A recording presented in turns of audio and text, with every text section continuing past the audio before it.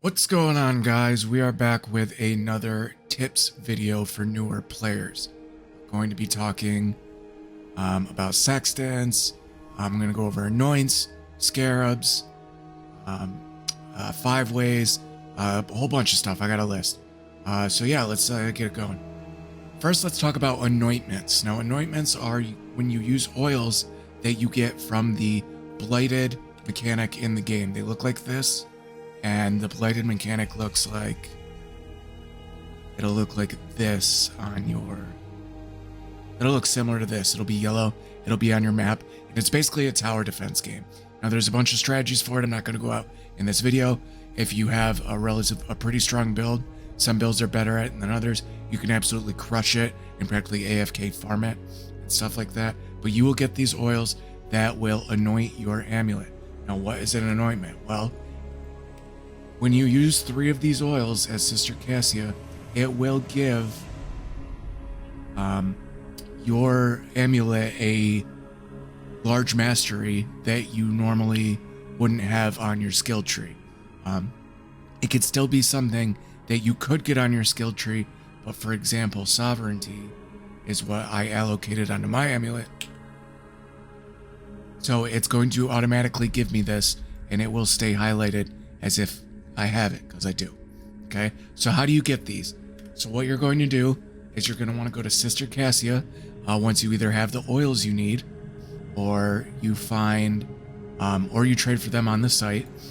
And how do you know which oils you need? Well, you can just go on Google and type in PoE anoint list, and the very first thing that pops up is a big list of all the different anoints and what exact oils you need to make that. So once you know the exact order and the oils and you have those, you will go to Sister Cassia, anoint items, take an amulet. You could do this to uniques. And I'm just going to put in random oils. Say you needed Relentless and you looked it up and you saw it needed a Verdant, an Indigo, and a Sepia.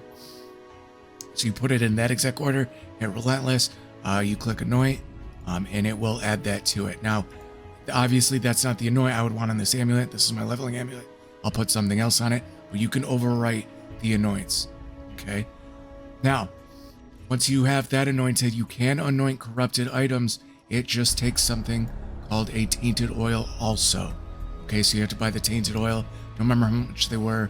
Don't quote me on this, but I think they were like 45 chaos for a tainted oil.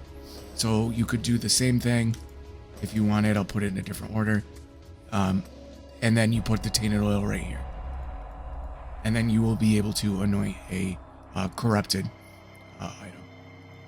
Okay, so yeah, that's the basics on anoints. Very important, very simple. I don't think there's any case where you don't want to get some kind of anointment. There's a lot of power in it.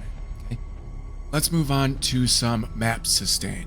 Okay, and one of the first things you're going to want to do, start of every season once you start mapping, is start looking towards getting your void stones. Now there are 4 void stones. They are dropped by the Searing Exarch, Eater of Worlds, the Maven, and the Uber Elder. Not just the Elder, the Uber Elder. Now what do these void stones do? Well, when you hit your G key, it's going to bring up your map list. Okay, this whole big list of connected maps. And if you see down here, these are tier 2, tier 1, tier 6, and goes all the way up to tier 15 and tier 16. When you put one of these stones in, it's going to start from the bottom up, and you will see it is going to raise up the tier. So now these ones that were now 1 are now 4, 2s are 5, etc., etc. Okay, it's going to bump everything up. Now if I put, this in, these are going to now be 15. A lot of maps are going to drop as tier 16 now. So once you have all of them, all of the maps are going to be tier 16. And why is this helpful? Because there's a good chance that the map you like can be in the lower half, and when you start trying to get more of them, obviously it's not beneficial if they're dropping, tier 10 and you can do tier 16s. It's just not worth it. So like I like to run Strand, that is a tier 1 map, or maybe it's tier 2. It's a tier 1 or tier 2 map. I need all 4 void stones so I can get tier 16 Strand maps to drop. Okay, so very important that you get the watchstones. Now, if you can't defeat the bosses, Eater of Worlds is probably the easiest. followed by the Searing Exarch once you kind of learn how to play her stupid Flame Boulder game, which is a huge pain in the ass. And then Maven's pretty tricky, and Uber Elder, depending on how you play, how tanky you are, it's kind of a crapshoot.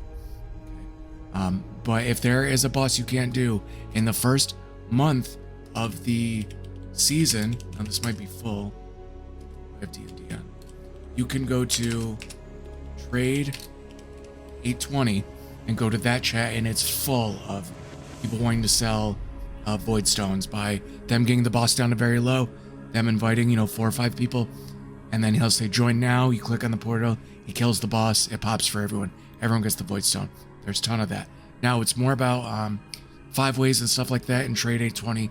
So another way you can do it is, you probably guessed it, TFT. Okay, you go to the Crucible softcore surfaces, or whatever league you're playing on.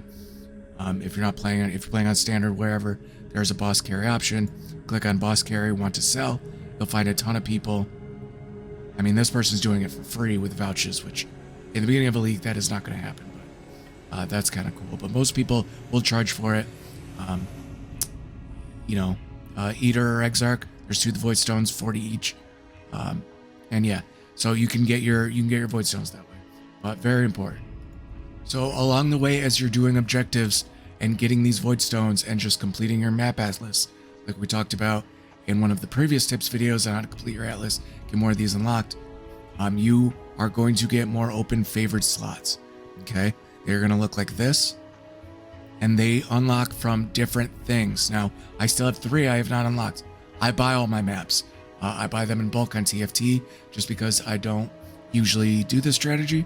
I don't need to. I make enough currency that I can kind of just forego that. And not that it's super expensive or I'm super rich or anything. It's just, 1 divine. I can get 55, 60 strands.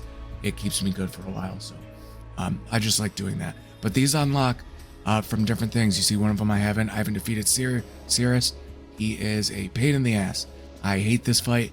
A lot of people hate this fight. It's contender for worst boss fight in the game. I don't like doing it.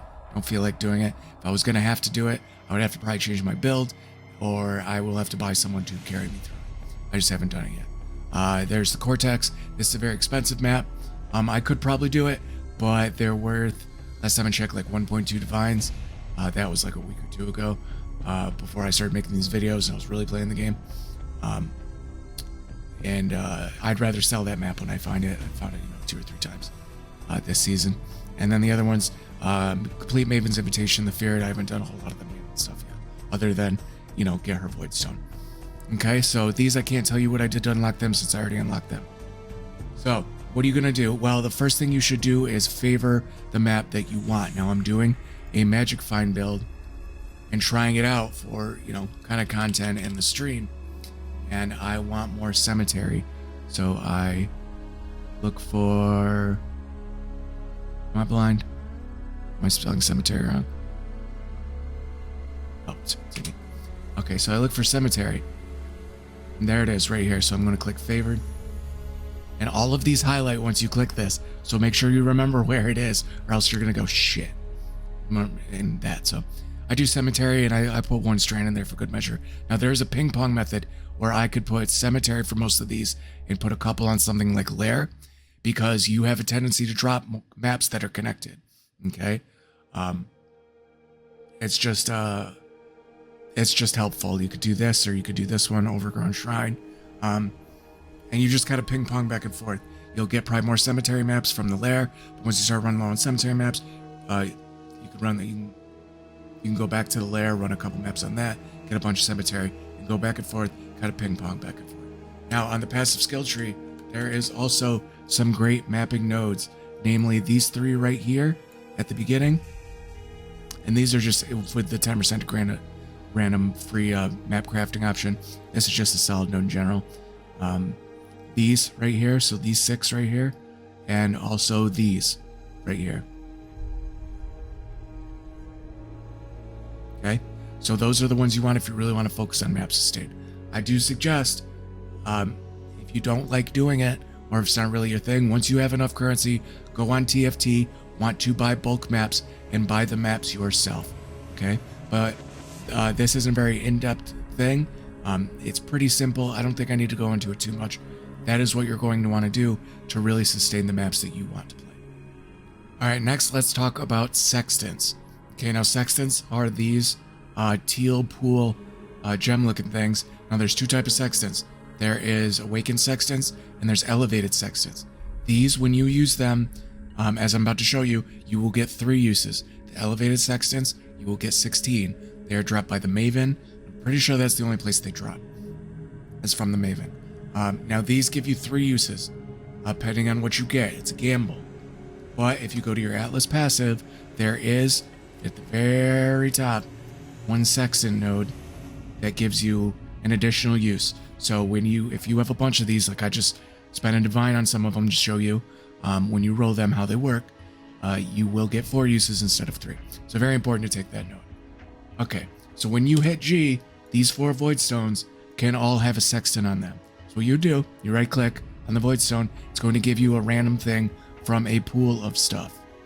This is players gain additional Veil Soul on kill, maps containing 6 additional packs of corrupted Veil monsters.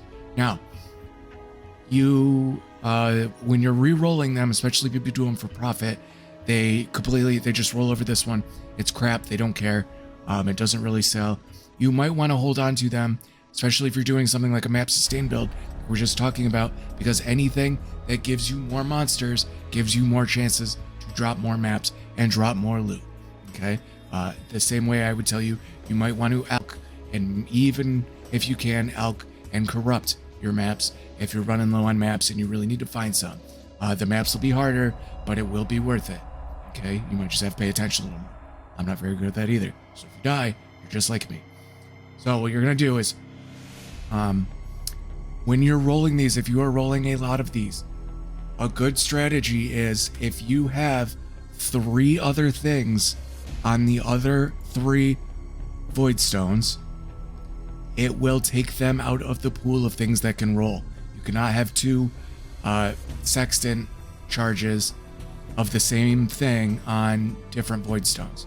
Okay, so I have these saved because the way to save them for later and to sell them is to go over to Kirac, purchase, buy a Surveyor's Compass, or buy a bunch of them. They're 1 chaos a piece.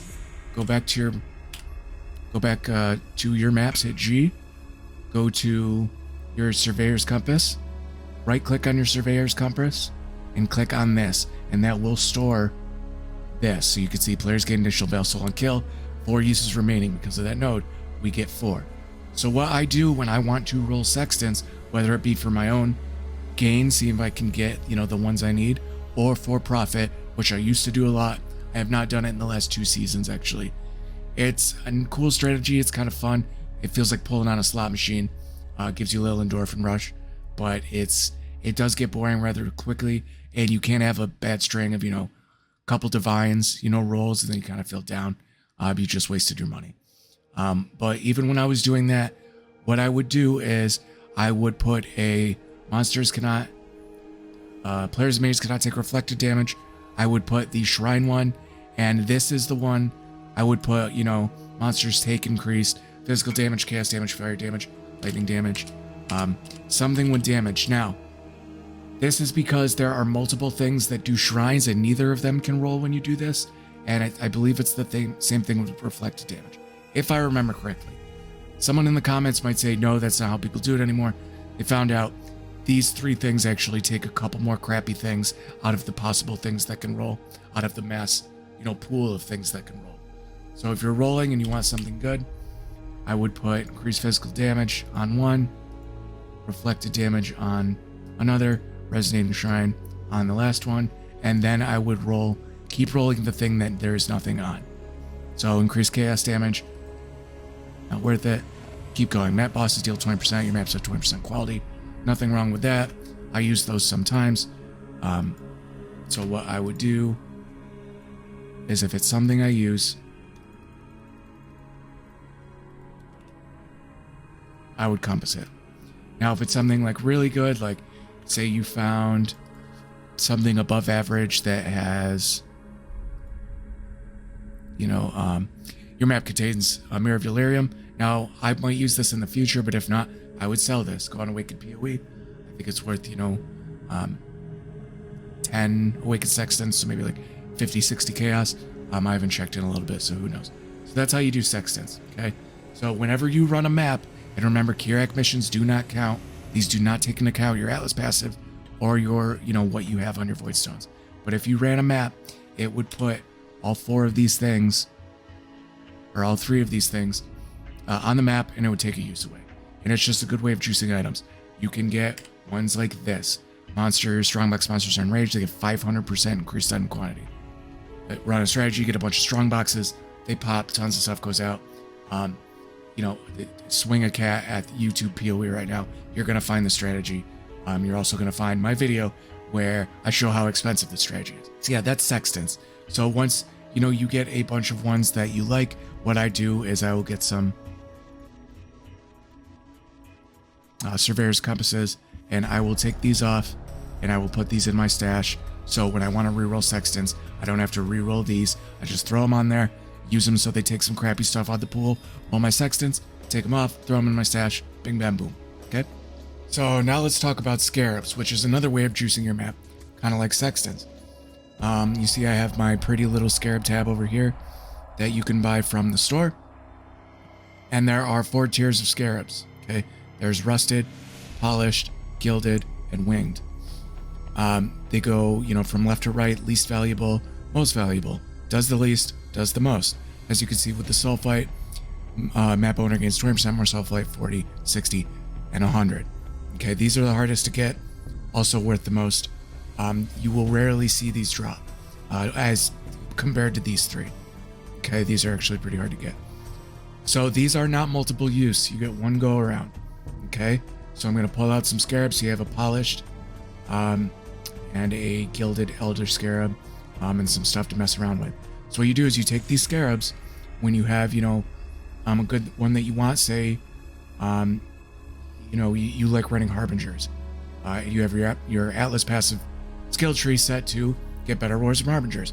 Go over here, you put your map in, and you are going to put the Harbinger Scarabs in there. Now, it'll only use 1. So if you put a full stack of 9, it's only going to use 1 at a time. Okay?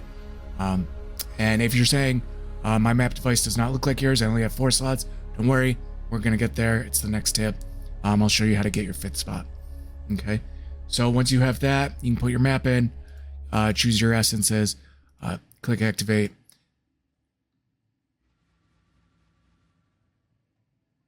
Alright, I thought they fixed that. Apparently they didn't fix that, or I don't know what I did on that. For some reason, I didn't use the Scarab. So let's try it again.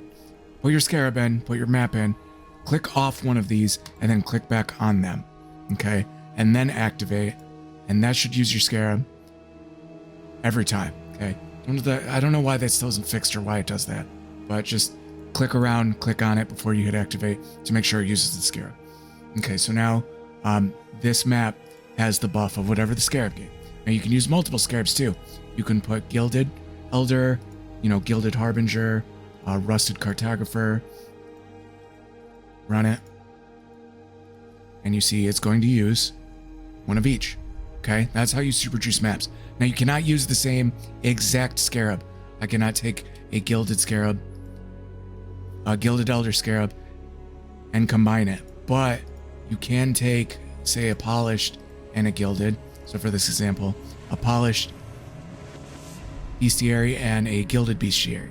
Now if you try and do the same exact Scarab, when you activate, the unused Scarab will stay in your map device. It won't take both of them and then just not give you anything for it, okay? So you know if you messed up, if it doesn't take the Scarab and it takes the other ones. So yeah, that's basically Scarabs. Now you can upgrade Scarabs by doing 3-to-1 ratio, by either selling them to the vendor, or if you have the Scarab tree hitting upgrade, the ones you can upgrade that have 3 will be highlighted. Yeah, I don't think I have 3 of any that can be upgraded. No, I don't. But if I had 3 of these, I could upgrade it into a Gilded Torment Scarab. Right now, I think there is still the recipe that is 2 Scarabs. So say I took 2 Scarabs and an Orb of Horizon, is it? Let's figure this out together. Do I even have any?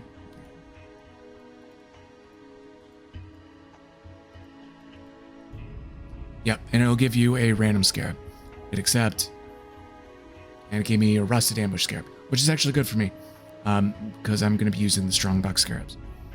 So yeah, that's a way to juice the map, and I think that's a pretty good basics of how to use scarabs, what they do, where to put them. Okay, so let's go on to the next one, getting you this 5th map slot. So how do you get the 5th map slot in your map device? Well, you do it by completing the Timeless Legion encounter, okay, which is also what you do when you get in a 5-way run, okay, except you just stand there while someone else kind of powers through it incredibly quickly, blows the whole screen up, and you get a ton of levels. Now you could do the encounter yourself if you just want the map slot and you don't want to pay someone for the 5-way, okay, and how you do that is you take the Timeless Splinters, and there's multiple colors of them. Once you get, I think, 100 of them, they will turn into an emblem. You take 4 different colored emblems, put them in the map device, and hit activate. It is going to open a portal to this Timeless Conflict. And once you run the conflict and finish the encounter, you will get the 5th map slot. But since you get it from the Timeless Encounter, I am going to get into a 5-way group to kind of kill 2 birds with 1 stone, so I could show you how to properly run a 5-way. And don't screw it up. It's the first time I ran a 5-way, screwed it up. I felt really stupid, felt really bad. It wasn't a good start to my power leveling carry career. Okay, so there are 2 main ways that I use to get into a 5-way group. The first one that I usually do is I go to trade 820, and I just wait for a little while to see if there's a 5-way group. Now, another way to do it is, of course, TFT. There's a section for everything in here. 5-way hosting, Crucible, softcore. You go in here, scroll down to the most current. You'll see want to sell 5-way runs, 2 div is 5 runs, free run if I die before 1 minute, because it's a 5-minute long encounter. There's 2 slots left open, and it is 2 divine for 5 runs, and you can just copy and paste this and paste it into the chat and see if they still have a spot open.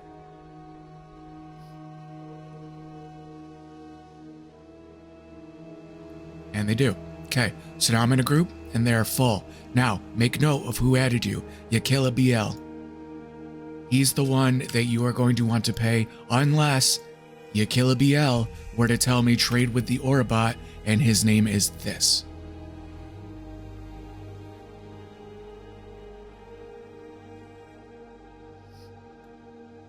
He's going to send me a trade request. It's Yakila BL. We're good.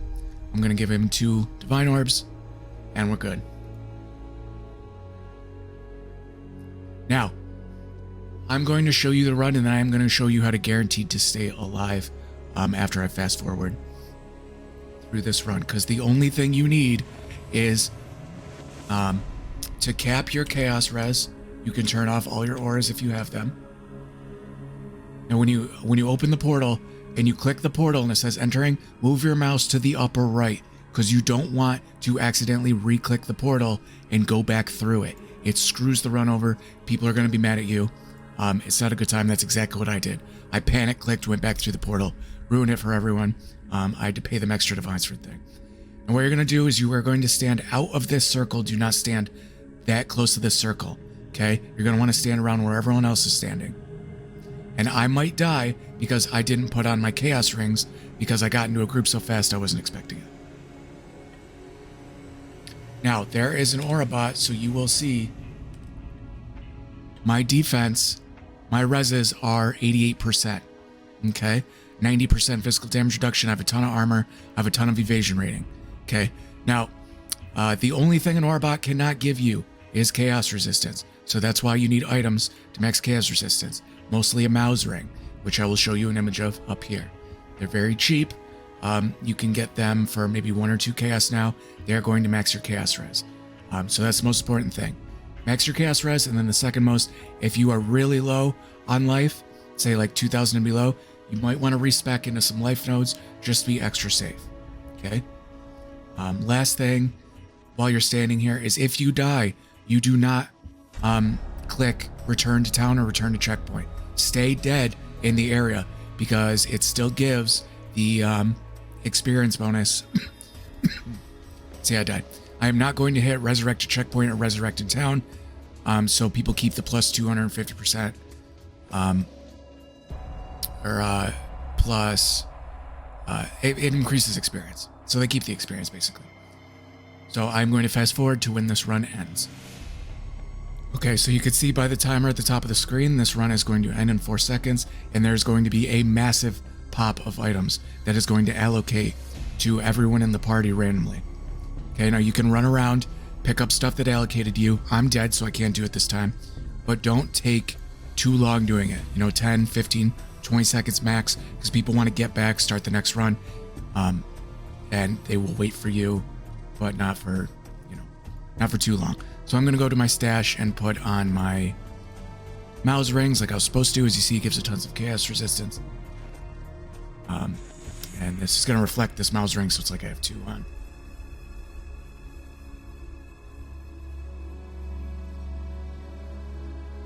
And some good things to pick up are incubators, because you just right click them, slap them on any item.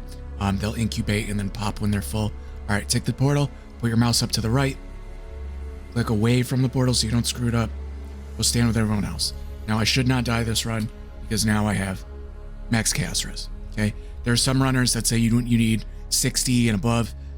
Mouse are cheap. Just get 2. Should max you on chaos res. You should be good, or at least pretty close to max. And then you basically just wait. You wait out the time, watch your experience bar go up. Now keep in mind this character is 98, so the experience it takes to level up isn't like exponentially greater than say 90. You can go in 5 runs from like 70 to 92 or something ridiculous like that. Like the speed of the bar is just crazy. The first time you do it, it's like, oh my god, this is ridiculous. But yeah, so you kind of just AFK, rinse and repeat.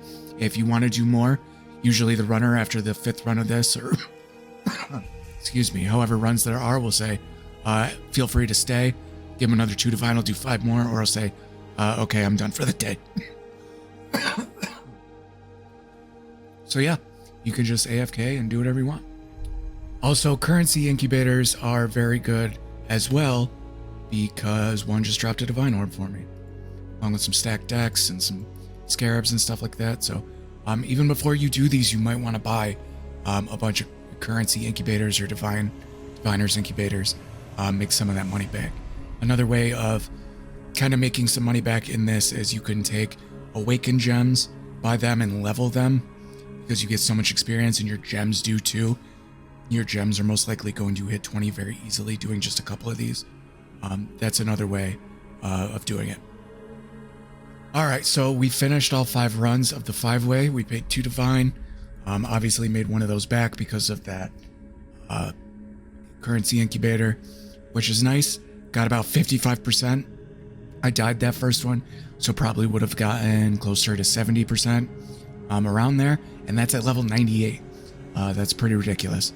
I will probably do a couple more of these after I finish this video and get it uploaded. Since with the build I'm playing, I'm going to die some, so there's no way I'm going to be able to keep this and not die until I get to 99. So might as well just ding 99 real quick. When you get to level 99, 99-200 takes about 11 to 12 runs. Okay, so keep that in mind. A lot more. This takes probably would take in 7 to 8, and then next level is going to take about 11 to 12. So it gets kind of pricey at 99 to 100. So since I play a lot of characters, I usually get them to like 98, 97, 98, and then just suck up the fact I don't have those last 2 points. But min-maxers, are going to freak out about that. So that is 5 ways. And just the last little tip I want to throw in there is don't always feel like you need to save these for some strategy or some min-maxing juice strategy or just to sell them. It's always good to keep making currency. It's always good to be selling stuff. But, say you got a cemetery map. It's yellow. It's like plus 110% quantity. And you think, oh, well, it can drop the Brothers gift card. So screw it. I'm just going to throw, a Gilded Ambush Scarab in there. Get 5 additional strong boxes on this one. go down and click the ambush map device buff. So, you know, there's 9 extra strong boxes. It's fine to sell stuff and people are gonna say, oh, you're wasting them, you're never gonna find anything that way. You could, and it's fun. You know, you have to have fun with it sometimes. So don't think you have to hold on to your Sextants and all this to set up some big plan. If you're really new to the game and it's really annoying to either buy these or save up enough just to use them once or twice, it can get kind of lame. So don't be afraid to use this stuff just here and there to just spice it up a little bit, okay? But that's the end of the tips video for today, guys. Leave some comments below with if you liked it and some tips that you may know or some stuff you may not know that you want me to go over in the next one, because I'm sure there will be another part probably early next week. We'll try and get some good tips out there for new players. But thanks everyone for watching as always, and I'll see you next time.